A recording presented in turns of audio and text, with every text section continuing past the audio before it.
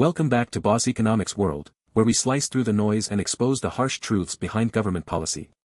Today, we're going deep into President Donald Trump's decision to slap a 25% tariff on steel and aluminum imports. And let me tell you, folks, this isn't just about a few levies on metals. It's about media spin, misguided economic protectionism, and the road to a full-blown economic mess, one in which the very people he claims to protect end up footing the bill. Now, before we dive headlong into why this is just terrible, and I mean terrible, economics, for all the pros out there, don't worry, we'll be dipping into the numbers, but for the rest of you concerned about where this ship's headed, buckle up. We're not just talking about a niche area of the economy. Steel and aluminum, two industries still romanticized as the backbone of America, are at the heart of Trump's latest scheme. His fixation on trade deficits and bringing jobs back has led him to wield tariffs like an axe, ripping through supply chains and spooking our closest allies along the way. We first need to understand the playground Trump's swinging his bat in. Monday's announcement, adding a 25% tariff on steel and aluminum imports, comes under Section 232 of the Trade Expansion Act of 1962.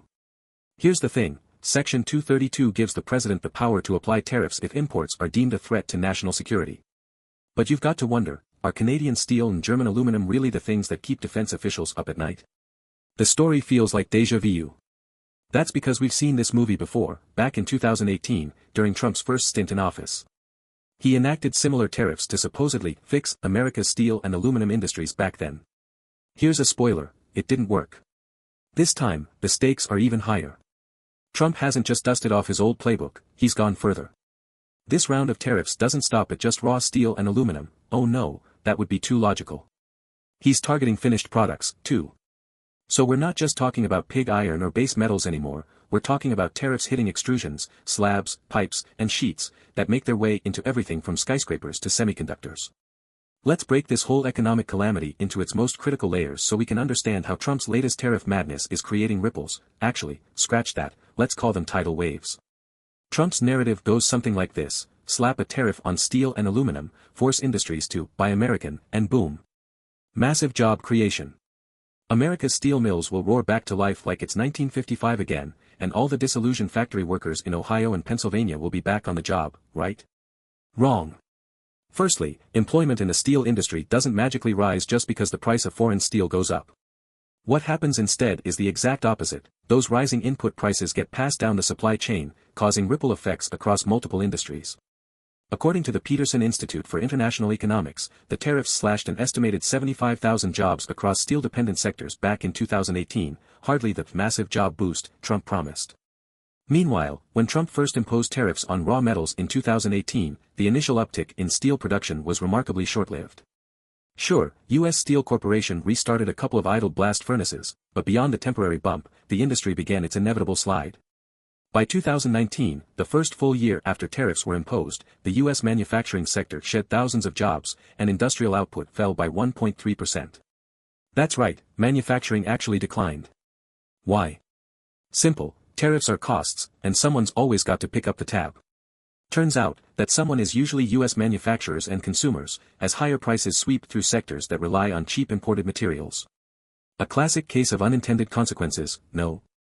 Washington plays the hero in one sector only to plunge dozens more into economic turmoil. Now, for all the buzz about standing up to China, and don't get me wrong, China's trade practices are problematic, Trump's new tariffs are wreaking havoc on U.S. allies. This isn't just a tough on China play. Nope, the 25% tariff also sweeps through imports from some of our closest partners, including Canada and Mexico, who just happen to be top suppliers of aluminum and steel for American manufacturers. Even countries like India feel the heat.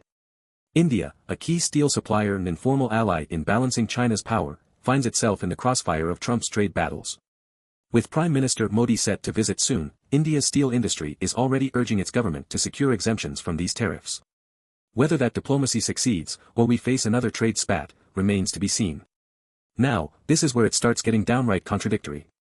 Trump sings the praises of our allies, and yet here he is unleashing tariffs that sow discord and trigger retaliatory actions. Don't forget, the EU is already sharpening its retaliatory knives. The last time Trump made this move, Europe responded with targeted tariffs on iconic American products, from Harley-Davidson motorcycles to Levi's jeans. Now, brace yourselves, because the sequel won't be any prettier. The EU is bound to respond again, and the tit-for-tat trade war outshines any benefits that steel tariffs could ostensibly bring home. To quote François-Philippe Champagne, Canada's Minister of Innovation, Science, and Industry, tariffs on Canadian steel and aluminum would be totally unjustified. Canada, after all, represents the single largest foreign supplier of these critical metals to the United States. Yet, instead of teaming up, Trump's gone full adversarial, attacking the very partners the US relies on for defense, shipbuilding, and auto manufacturing industries. Perhaps the most boneheaded thing about tariffs is that they always, and I do mean always, hurt the consumer. And you know what's adding insult to injury here? At a time when inflation continues to dominate every economic debate, Trump's back at the wheel, pouring gasoline on the fire. The mechanics behind this couldn't be clearer. When input costs go up, businesses either absorb them or pass them on. Spoiler, they pass them on. Rising prices of steel slabs, extrusions, and all the downstream materials go straight through to automobiles, construction, energy projects, you name it. Heck, according to the American Automotive Policy Council, a 25% tariff could add as much as $350 to the price of a typical American-made vehicle. Now, if you've been at the grocery store lately, you've probably noticed the price tags on your cart aren't looking so friendly. Inflation was already skyrocketing to 8.5% in the US in early 2023. Inflation hawks have been ringing the bell for over a year now, blaming everything from supply chain bottlenecks to overheated wage growth. And now, with more tariffs on the horizon, consumer products that depend on metal, whether food cans or home appliances, are set to drive prices even higher. Is this what he meant by America First? Now, you're probably wondering, why hasn't anyone pulled the plug on this disastrous strategy yet? Wasn't Joe Biden supposed to usher in a new era of sanity? Well, here's the kicker, Biden did dial back some of the tariffs, particularly the exemptions for key partners like Canada, Mexico, and Brazil. But the framework remains oddly intact. The 232 tariffs, especially in their expanded 2024 form, are still a wall blocking key imports, even as Biden seeks to rebuild alliances that Trump damaged during the trade wars. And this continuity speaks volumes about how entrenched protectionism has become in U.S. political discourse. Even as Biden seeks diplomatic consensus, the protectionist fervor Trump inflamed seems to have a longer half-life than many thought. Global trade models, whether grounded in comparative advantage or efficient specialization, are as old as Adam Smith's Wealth of Nations for a reason. They work. Yet we see both the left and right flirt with policies that sacrifice these benefits in favor of short-term political wins. But what about the supposed upsides of these tariffs, you ask? Don't get me wrong, Trump knows exactly what he's doing politically. Imposing tariffs plays incredibly well in manufacturing states, Pennsylvania, Ohio, Michigan, etc., where nostalgic dreams of a 20th-century industrial heyday still linger. His campaign advisors calculated that tariffs, however economically unsound, would, and did, resonate with blue-collar voters. And let's not dismiss the power, or fear, that Trump commands among local steelworker unions, a sector that quite surprisingly threw its support behind the former president in Rust Belt states. Steel industries in these areas may be a shadow of their former selves, but the emotional pull remains. Trump's tariffs offer these communities three things: hope, identity, and a fleeting technicality ****. While the United Steelworkers Union endorsed tariffs in 2024, many of its locals, disillusioned with just about everyone else, begrudgingly still support Trump. And of course, that keeps Trump in the headlines, portrayed as the last bastion standing against the unstoppable force of globalization. But look beneath the surface of these politics, and you'll see the utter failure in matching rhetoric to results. The dirty little secret is that even as U.S. steelmakers temporarily ramp up operations, they quietly cut jobs in the long run.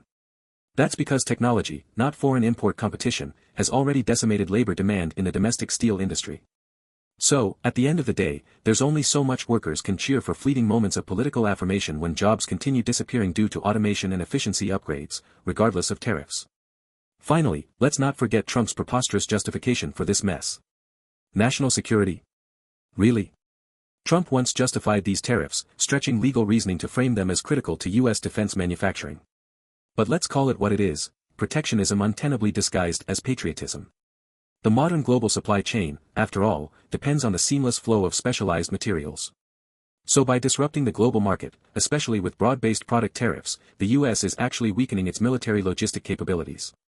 U.S. defense contracts rely on specialized materials, much of which comes through imports from trusted allies. Cut off access to those efficient suppliers, and guess what?